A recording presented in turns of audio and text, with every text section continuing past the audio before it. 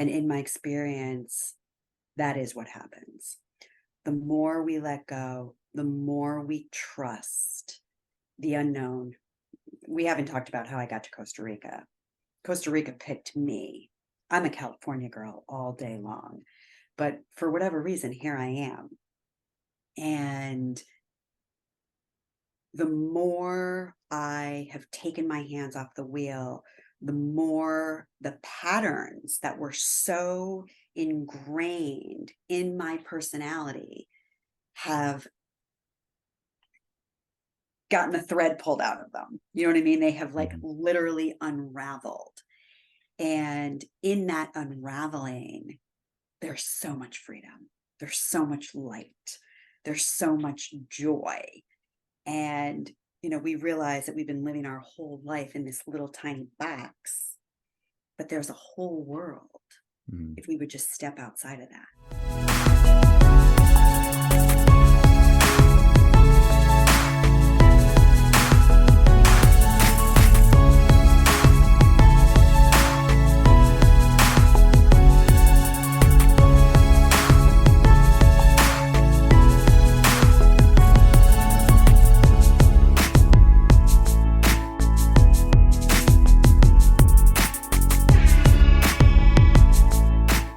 This is Donna Bond, and this is your superior self.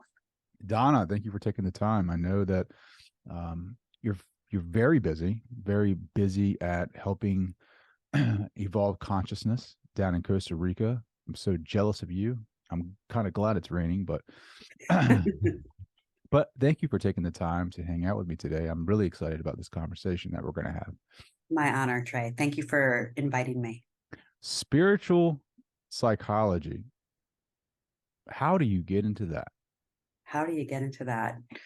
Well, so when I was 44, I was sort of at the top of my career. I was working for the Ritz-Carlton, and it all looked really pretty and shiny and perfect on the surface. And deep down, I was really miserable for a lot of reasons. And I went to a psychic, which I have done many, many, many times before in my life. I was sort of in the closet with my spirituality. It was always my love, my aliveness. But I didn't really talk about it, because it wasn't okay to talk about things, all things spiritual in the corporate arena. So anyways, I did this on the weekends. I went to go see this psychic, and I was crying to her that I have to find my purpose. And she said, Donna, your guides are spelling it out for me. Spiritual psychology. And I said, what in hell is spiritual psychology? And she said, there's 3 universities that offer a program in spiritual psychology. And she gave me the name of 2 of them. And we got distracted talking about something else, and she never gave me the name of the 3rd one. And so I went home and I consulted the Oracle, and I Googled it and found my way to the University of Santa Monica, which was offering a master's program in spiritual psychology. Doctors Ron and Mary Holnick, who you should definitely invite on your show without question. You should invite them on your show. They are the innovators, the pioneers of spiritual psychology. They have been shaping the field for the past 40 years, and they are still very active. And at the University of Santa Monica, facilitating a program called Soul-Centered Living. And so anyways, I found out about all of this, and it seemed completely insane that I would enroll myself in a master's program in spiritual psychology because I was a corporate marketing executive in hospitality, working 60 hours a week. I had a very full plate. I didn't have a whole lot of time for anything else. And my ego and my personality had 101 reasons why I should not do something like that and go into a program like that. And this really brilliant admissions counselor said to me, why don't you come for one weekend and just see what happens? And that changed my entire life in every possible way that I could. So, spiritual psychology is really a technology. It's a conversation modality, if you will, um, but it invites us to see our life through the spiritual context or through the lens of our higher self.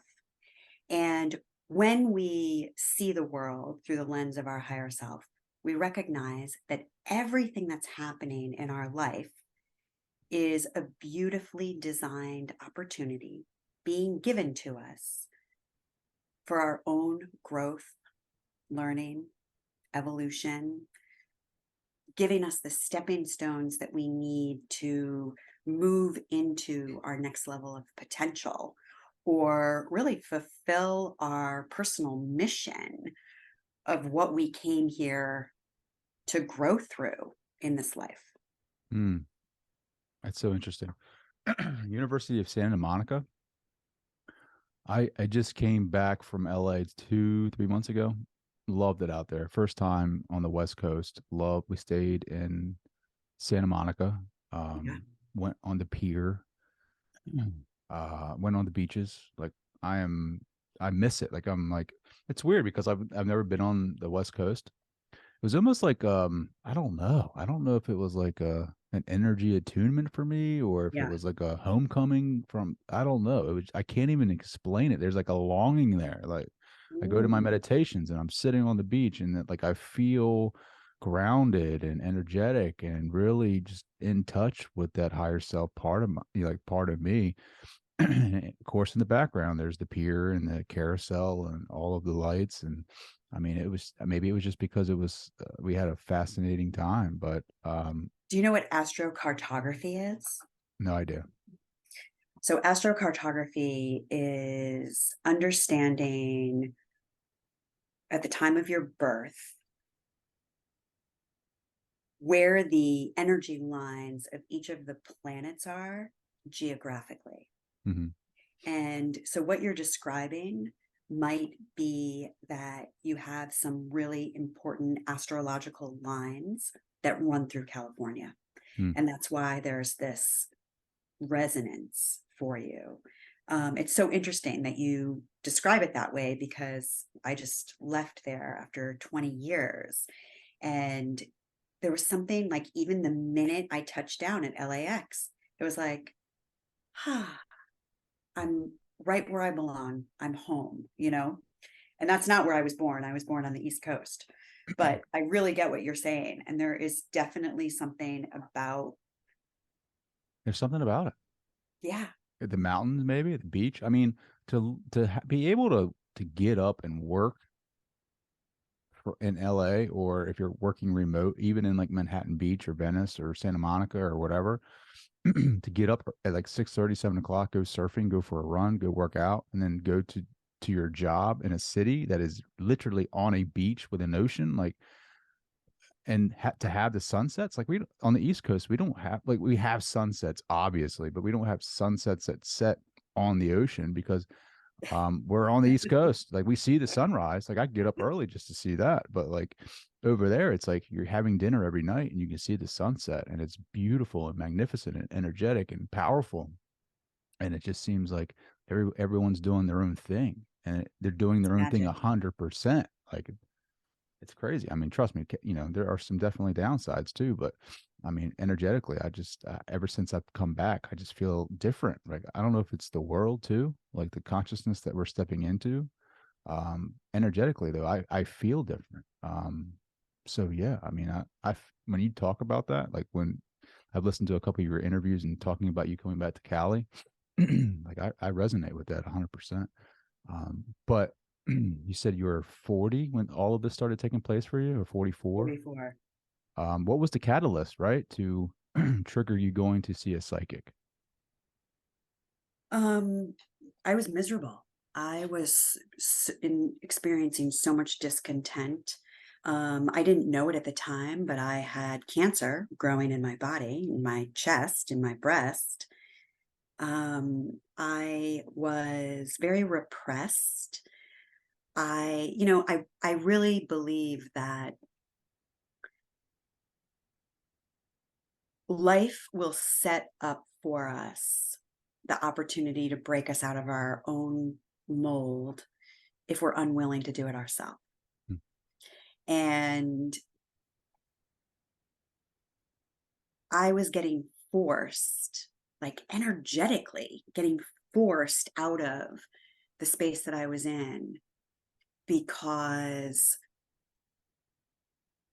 I had to show up to do this. Mhm. And it was such a departure from where I was.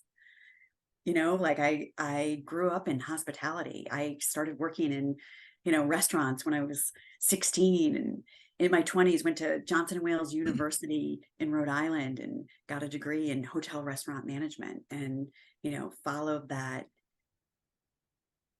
buy-in from your parents, like you pick one thing and you got to do that for the rest of your life, and it's all about hard work and sacrifice, and I bought into all of it. And I was slowly dying, literally dying, because I needed to express myself in a different way, in a way that was truly authentic for me. And when I went to the University of Santa Monica, that was the container and the permission and the support that I needed to figure out who I really was, how I really wanted to live, the truth about the belief systems that I had and the lies about the belief systems that I had. And I fell in love with it. I fell in love with spiritual psychology. I fell in love with coaching and this work. Um, Mm. I'm rambling. No, you're good. Do they certify you like when you come out of that program as a coach, or is it just you have a degree, master's degree in spiritual psychology? I also have a coaching certification from them. Unfortunately, there's no more brick and mortar. And the professors are uh, facilitating only an online experience now. They're no longer issuing a master's program, but they are offering a program called Soul Centered Living. But I got the 2-year master's in spiritual psychology. And then I went on to get the emphasis in consciousness, health, and healing, which was year number 3. Then I went on to year number 4 and got the coaching certification. And then I went on to year number 5 and got the soul centered facilitation certification. Mhm. So I guess I'm a little bit of a lifer, Mhm. but it's not a straight line, as I know that you know. Sure, it's not linear, right? I mean, is the evolution of consciousness ever linear, right? Like, I don't think so. I mean, mine hasn't been. Mine has been zigzag, like crazy. I mean, I'm still kind of figuring it out. Like, I'm sure you are too. I don't think we all ever As just long as figure we're it in out. these bodies. As long Exactly, right? as we're in Well, these bodies. speaking to your point that we're in these bodies, what kind of modalities are there that you work with that help us connect with that higher self? Well, I work with spiritual psychology, and it's one in which you really understand the patterns and the belief systems of your ego and your personality, and begin to separate that from the truth of your higher authentic self, which is really just comprised of love. Mm. And even that sort of minimizes the experience that we can really have of our true nature. Um, but that is my sole focus and the only modality that I work with, in addition to my own Sure. innate gifts. Can you hear your higher self speak through you when you get into that space or into that zone? Yes, I experience myself as a channel, and sometimes stuff's coming out of my mouth, and I'm like, "Who's saying that?" True, like That's honestly what happens. Is that any Um, time, or is that like in certain meditative states, altered states of consciousness? yeah, so I am very like devotional and ritualistic about the way in which that I coach. I really acknowledge the spirit world. I acknowledge that I have guides and angels and teachers and masters that are working with me, through me, and as me. And I call them in. And when I'm complete with the coaching session, I close that energetic space in the same way that I open it. Um, and I don't know, it's like a zone, I guess is the best way really to describe it. Um, where I am very clairsentient. So I like have a lot of sensation, physical sensation in my body that is interpreting what's happening in the energetic and the spiritual world. So I feel energy moving through me as I'm having conversation with a client. Hmm. And the more present I am, the more work I feel like is happening through me, um, where I really try to keep my ego and personality out of it. Hmm. So when you channel that information, is it the entities that are working through you? Is it their information for your client, or is it just kind of for both of you? Like, what is that? Hmm, what an interesting question. Um, well, coaching is very much a two-way exchange. There's this beautiful reciprocity that happens, and largely in part because life is our mirror, right? And this is universal law, right? So everything that's happening with the client is a reflection of what's happening inside of me. And so there's this cool synergy and this cool reciprocity that happens. And that's why you got to love this, right? To do it. Is it work to you anymore? Like, do you feel like it's work No, to doing this work? Is it work doing the work? it is and it's not. It is and it's not. It is when I'm doing my own work, when I'm doing my Ooh. own inner work, right? Because then I have to take 100% responsibility for the experience that I'm having inside of myself. And, when you're sitting with a client, when I'm sitting with a client, I just get to be that mirror in a really loving, compassionate, judgment free space that is supporting them in seeing their blind spots and supporting them in looking at things that maybe they need a lot of courage to look at Mm. or that they don't really want to look at. Shadow, right? Yeah. It is tough. I feel like a lot of that, like especially now as I transition into like a different energetic field, which I feel it really physically in my body. The only way I can describe it is like in a rainstorm or a heavy downpour when you walk past like electrical lines and you hear that zapping.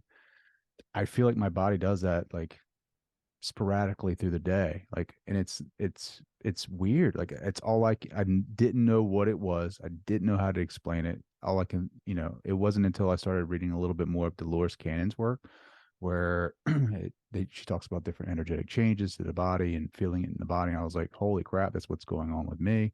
I think that's what's going on with the world, really, actually. Yes. You're seeing because of a lot of the chaos is a lot of the world's, the collective shadow coming up. And that's what happens, happening for me. And I think a lot of different people who live around me, we're experiencing a lot of different distresses in our reality. And I think it's because, like, to your point, that our reality is a mirror. Like when you're doing the shadow work or energetic and having energetic changing and that shadow starts coming up, it starts reflecting in your physical reality, but it has to for you to filter that. I want to get your thoughts on that. Like, does that sound like Yeah. So similar? here's my theory on this. So you know how everything is frequency, everything has a vibration to it. All of our emotions also have a frequency and a vibration to it. Our true nature is vibrating at this really super high frequency, right? Of some people say it's 500. Who knows? You know, you can get into all the science of measuring those things. And I'm certainly not an expert in being able to speak to that. But conceptually, the higher the vibration goes on the planet, um, the more essentially I think it has to burn away everything that's not that. Mm, And as we are experiencing a mass global transformation of consciousness, and people are waking up, people are uh, finding their way through the shadow and stepping more fully into higher consciousness and waking up, right? This is what happened to you. You woke up. Well, this is happening all over the planet now. And so everything that's not that sort of has to get burned away because mhm. it's not a vibrational match. It's like literally at a completely different frequency. I don't know if this is making sense or if I'm articulating it in a way that's understandable, but No, I the think way that I see it's it right. Yeah, is yeah.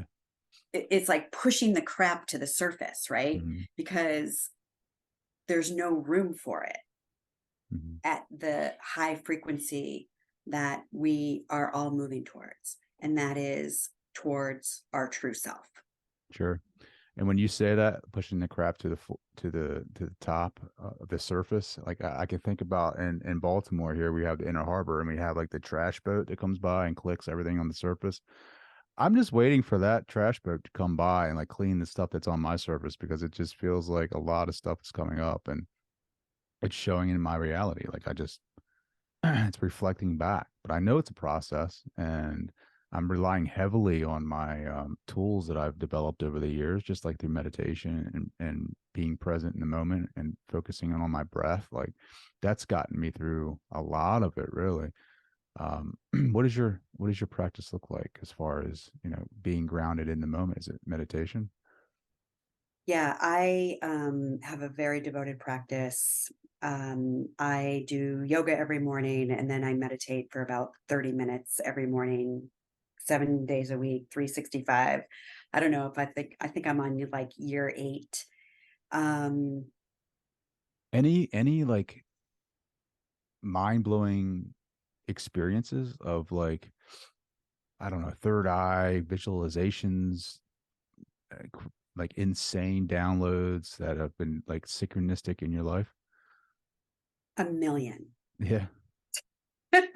Here's what I want to share though with you, Trey, that I think will be meaningful and helpful. And as we're all encountering, all the crap that's getting, kicked up to the surface, the opportunity that we have to move through it is through the lens of spiritual psychology, through the lens of our higher self. And when we can see something from a neutral place, meaning we're not judging it as right or wrong, good or bad, up or down, black or white, when we can just see it for what it is, then we don't create the resistance that then creates the internal suffering that we go through when we want something to be different. Hmm. So you can objectively look at it, right? um, and not identify with it, but just observe it as an experience. Yes, love that. Very well put, very well said. But this is a way that we can release ourselves from the suffering that we go through when we want it to be different. And when we can come into cooperation in that neutral place inside of ourselves, where we see everything as neutral, we automatically become present And actually you have to be present to be in Mm-hmm. that, to be in that place. Things look different. We then receive different information. We're able to interpret things different, and we make different choices because we're not caught up in our own judgments of the way we think something should be or shouldn't be. Mm-hmm. Hmm. I love all of that.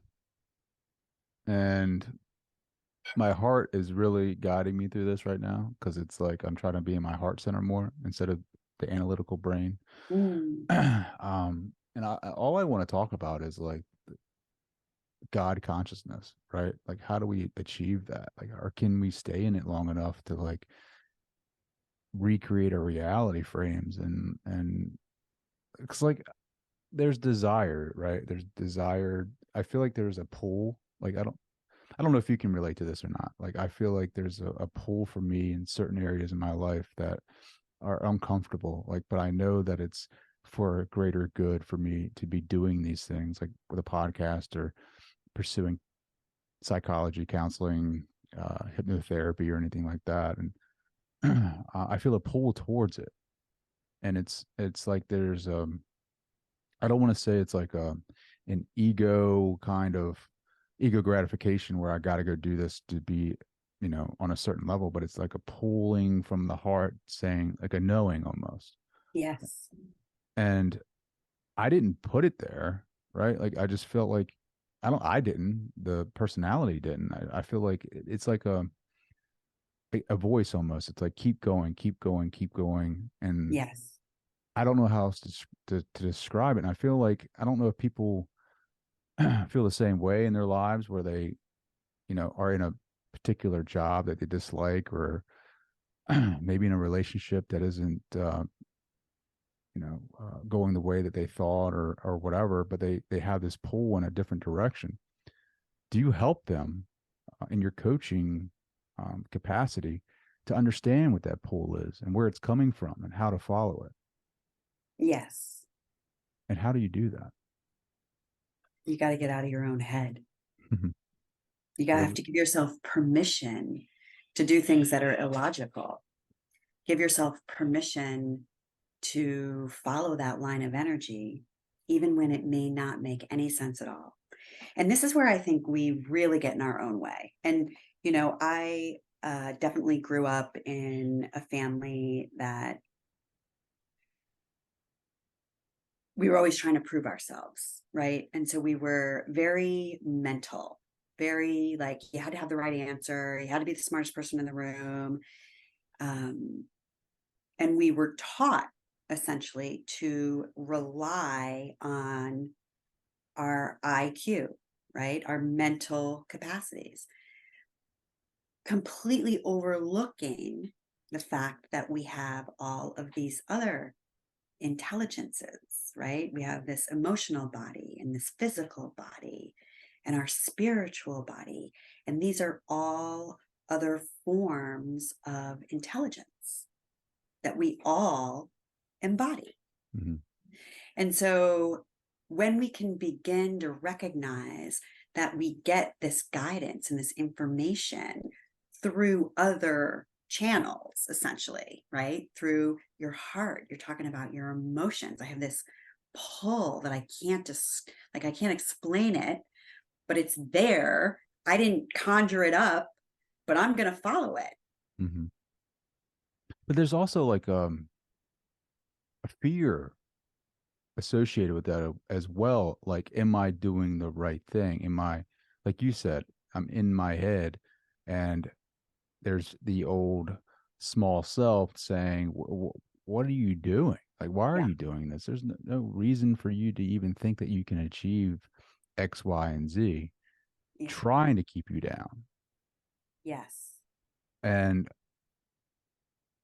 because we're conscious, and maybe because we don't feel maybe we when we're in our conscious personality, I don't know about you, but I feel like I don't I don't feel sometimes like I'm connected with the higher self, right? Like I don't know if it's because of the conscious mind and the separation and the duality of the whole nature of being human, but it's like I don't there are times where I forget. All day, babe. You know, I think that's why our meditation is called a practice. You know what I mean? That's why yoga is called a practice. Um, I'm a student of spiritual psychology, right? I'm not an expert. I am practicing with myself, with my clients, and um, that's what we can do. You know, it's a remembering, it's a return, Mhm. it's a return to what's always been here the whole time, but we thought we lost it Sure, or we forgot about it, sure. but it's always here. Does the universe does the universe give you signs that you're on your path? Oh, I definitely think so. Yeah. I definitely Is think that so. what is that what the apple is on your website? Um, so I think at my first year at USM, and I was reading Pam Grout's book, E squared, 9 do-it-yourself experiments that prove your thoughts create your reality. And as a joke, I said, okay, universe, bring me an apple. Because it was like one of these experiments where you demand something from the universe that you have no attachment to. And that's a very key indicator in the experiment. So I was like, bring me an apple. And this was on a Sunday night. Monday morning, I got on an airplane to go to the Ritz-Carlton Global Exchange Leadership Conference. And I was reading a book, a different book now, called Finding Your Element by Ken Robinson. And I was really excited about that book because I've been looking for my element, you know, since I was 15 and hadn't found it yet and still hadn't found it. Even though I'm like moving through this master's program, I'm still very much in hospitality marketing. I have no clue that I'm, you know, headed in the direction of doing consciousness work. And if you had told me at the time that I would have been doing this work, I would have said, there's no possible way. There's no way. So, anyways, I'm reading this book and um, I had a massive epiphany, a massive um, intervention with God as I was reading this book. And this is all in my book. But I was given a divine dose of clarity that crystallized the truth for me that I needed to quit my job, even though I didn't have a plan, I didn't have a clue. I had a frozen shoulder at the time, which was a really gorgeous metaphor for where I was in my life because I knew I was unhappy, but I wasn't doing anything about it. I was stuck. I was frozen. And so it was just such a gorgeous outward manifestation of where I was. And as I was reading this book, I got to this little poem by Elizabeth Appel called Risk. And then the day came when the risk to remain tight in the bud was more painful than the risk it took to blossom. Hmm. And when I read that, I felt like my shoulder was that bud. And I had this experience that was like a full body experience of having to break free of that. And literally had this dose of divine guidance and wound up sobbing in my seat on this airplane while I'm on my way to this conference. I got off that plane with complete clarity that I was going to quit my job. And it didn't matter that I didn't have a plan, I didn't have a clue. I just knew that I had to do it to get my life moving, to get my life moving forward. So I made my way through the conference, and it was the very last night. And there's a big awards dinner, and my name was called to the stage where I was the recipient of the Western Regional Marketing Achievement Award for the third consecutive year in a row. And as I'm walking back to my seat, my dinner seat, I have this award in my arms, and I'm knowing that I get to like go out on top. You know what I mean? I'm even more confident about this, the decision that I've made inside of myself. And I sit down, and they've just served dessert. And dessert is this incredibly elaborate apple extravaganza. And it's like green apple sorbet and apple confit and apple this and apple that. And you have to love the Ritz-Carlton because they give you the menu card. And if they hadn't given me the menu card, I might have missed it. But the description of this apple extravaganza has been put in front of me. And in that moment, I knew that the universe was speaking directly to me and was nodding to me that I am making the right choice. I am making the right decision, and to keep going and to keep going. And so I did end up resigning my position, stepping down from the role that I was in with the Ritz-Carlton. I hung out a shingle as a marketing consultant for about a year and a half, which was a bridge really that I built for myself, which was very necessary financially. It was necessary just like for my ego to feel safe, that I wasn't completely losing sight of who I was. And while I was doing that, I was guided by the universe into coaching. How did the universe guide you? Well, this is another crazy story.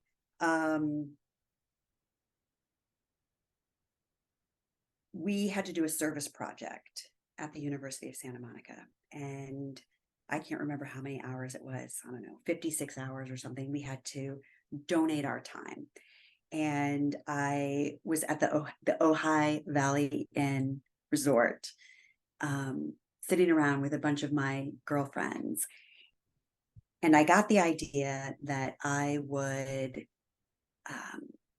support some of these women with marketing their business and helping them feel more confident and more empowered to become solopreneurs. Now, I'm a big corporate marketing executive at the time that this is happening, right? So I dream up this idea and present it to the University of Santa Monica. And they denied my request.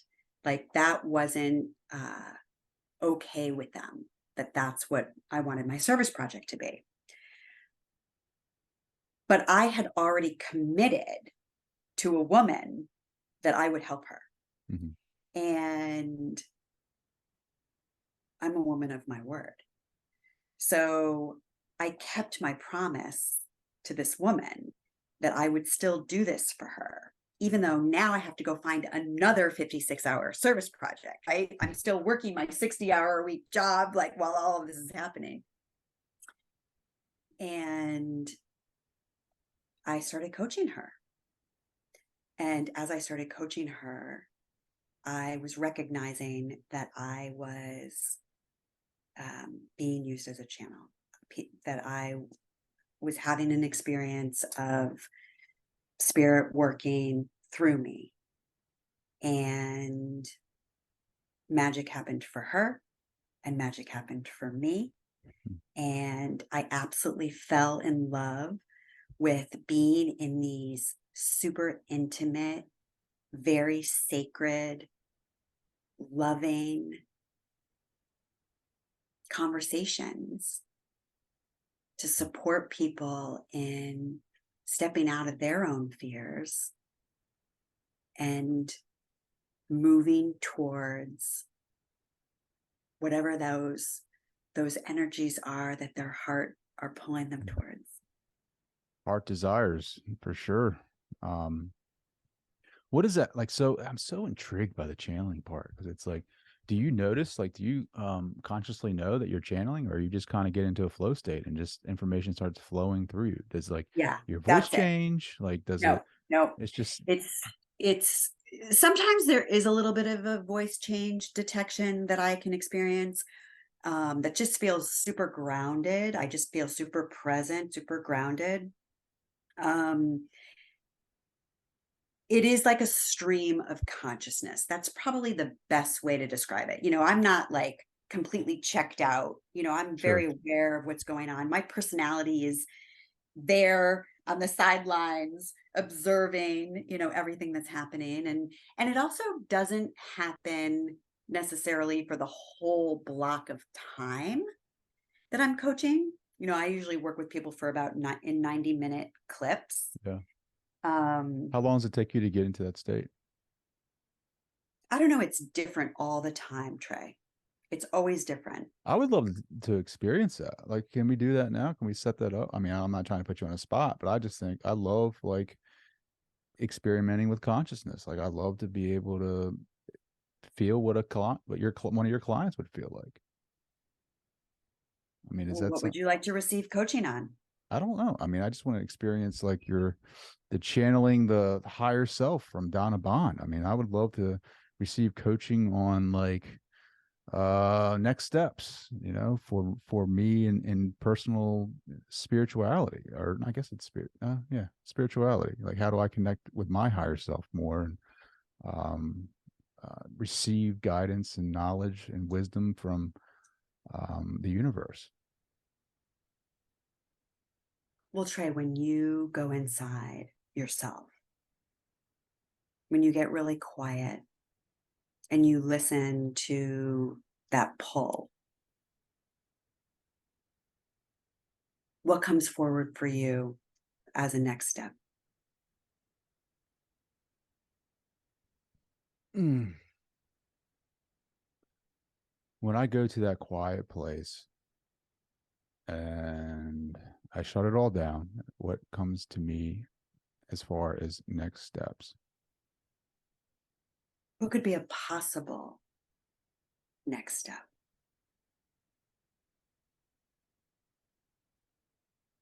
Possible next step. I mean, just doing this more is for me. It's just lining up more, uh, talented guests, insightful guests. I mean, this is where my joy is right here. Mm.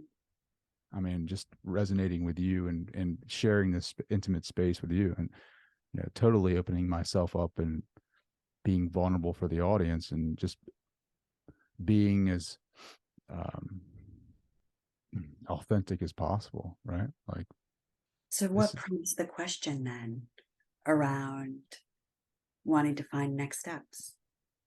because I want to take this to the next level. Like my next step, or I guess the how, I guess, is the next step, or the question rather. Like, how do you take it to the next level? How is actually not up to us. Hmm. Yeah, there's actually a chapter in my book that's called Hang Up the How. And our job is to get really clear about the what and the why. What do you want? What do you want to experience? And why do you want to experience it? Because when we go into how, we go into doing. And when we go into doing, our ego and our personality have to get involved because that's the part of us that does the doing here in physical world reality. But when we can vision what we would love to experience and bring in as much clarity as we can around that, the universe goes to work on our behalf and starts lining up, right? The right people, the right doors open, the synchronicities start happening, all of the things start coming into flow, and they just seem to happen miraculously because we have clarity around the what and the why. Mhm. But I feel like there's trigger points, right? Like your trigger point that set all of this in motion, I think, was you quitting your job. Now, I can't necessarily do that just because of my circumstances, and a lot of people listening can't do that as well. But I feel like there are trigger points or maybe actions that we can do, right? That set something in motion. Absolutely. And those trigger points are activated by those pulls that you have. And my trigger point was not quitting my job. Mm. My quitting my job was like a couple of rungs down on the ladder. The trigger point for me, the first one, was following the advice of a psychic. Ah, What? Like, yeah. really? You know what I mean? It was following the advice of a psychic and enrolling myself in a program that seemingly made no sense in my life and made no sense in my life at the time. Hmm. None. You know, quitting the job came later. But so what did I know? I knew that I was experiencing a lot of discontent doing what I was doing. I knew that I wanted to make a more meaningful contribution to my own life and to the world. Mm. I knew that I wanted more freedom. I wanted to be my own boss. There were like core pillars that held together the pieces of something that I wanted, even though I couldn't see the whole architecture of it, if that Hmm. makes sense. Hmm. And it was aligning myself, being really clear with myself about those pillars, that then the universe came along and said, well, I've got the perfect thing, spiritual psychology. And that's literally what ended up happening. So, what are your pillars? Oh man, the pillars of success. I feel like my pillars, obviously my foundation is all spirituality. It's consciousness. It's like interacting with that. That's like my curiosity is sparked by just like what are we? Who are we in relationship to the universe? Like are we the universe? Are we just aspects of the universe? Are we aspects of God? Are we God? Are we capable of actually recreating our reality to meet our heart's desires? Can we, I mean, those are the questions that are burning inside of me. Like, I mean, I mean, a lot of the literature, like a lot of the spiritual literature, are right around that the medium point of, we are definitely associated with God consciousness in some way. There's, you're never ever going to be able to prove it, right? Unless you've had some kind of subjective experience that is specific to you, right? Big truth is only your truth in a subjective way. um and the way that I experience consciousness and the universe is through my meditations, in which I've had incredible moments, experiences through my meditation that I can't explain. But to me, um seeking my truth really and defining that is like what really fires me up. My foundation is all, you know, as far as pillars, it's being truthful to myself. It's being open-minded to all different aspects of of truth that there could possibly be that I'm not really conscious of right now. It's kind of like being spoon-fed truth. You know what I mean? Like Love it. I can only Love it. accept so much Mm. right now because where I'm at. and being open for more. And just kind of, I think what I what I really need to work on, we all need to work on stuff, but for me, it's more of like letting go a bit and having more faith and trust, instead of finding more actions, if that makes sense. Yes, beautiful. What a great awareness. What a great awareness. So it Hmm. isn't really about next steps. Maybe it's about taking your hands off the wheel, Yeah. letting the universe drive. Hmm. What would happen if you did that? I don't know. I don't know. I- There's that resistance, that wall there, right? Like if I, because we've been I've been conditioned that if you're not in control, you lose control almost, right? Mm-hmm. Mm-hmm. So I don't know. I mean, in a perfect world, I would love to know that if you take your hands, let go of the rope, that there will be a net. I'm going to quote Richard Rudd, who channeled the Gene Keys. He said, the more you begin to trust the divine unknowing, the more your life resolves itself effortlessly and beautifully. And a natural process of deconditioning begins to take place inside you. Wow. When I read that, it was such truth for me in my life. And in my experience, that is what happens. The more we let go, the more we trust the unknown. We haven't talked about how I got to Costa Rica. Costa Rica picked me. I'm a California girl all day long, but for whatever reason, here I am.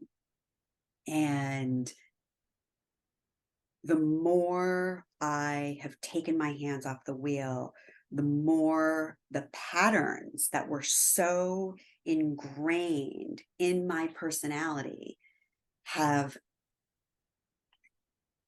gotten the thread pulled out of them. You know what I mean? They have like Hmm. literally unraveled. And in that unraveling, there's so much freedom.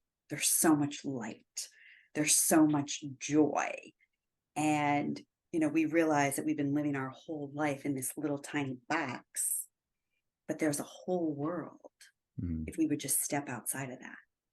Hmm. And we always want to get everything all set up and lined up, and we got to have our, you know, 10-point plan and understand our return on the investment and how long it's going to take and what's the exit strategy. But that's the ego. That's the personality trying to feel safe. But our spirit is safe Hmm. always because it's eternal and infinite. Hmm. Donna Bond, this has gone by way too quick. How can people reach you? How can they connect with you? How can they buy the book? Yeah, donnabond.com. You can get the book on Amazon, Barnes and Noble, anywhere you can buy books. Original Wisdom, Harness the Power of the Authentic You. This has been a beautiful conversation. Thank you for taking me on as a client for 30 minutes. I feel I feel moved. I definitely feel a huge shift in my awareness. Thank you for that. I want to invite you to come sit with me, come do a coaching session with me. And I usually don't announce this on podcasts for obvious reasons, but I offer a 90-minute complimentary coaching conversation. Um, if you spend a little bit of time on my website, you'll eventually find your way to that. So if you go to donnabond.com, just click on the button that says start your coaching journey today, and you'll find my calendar.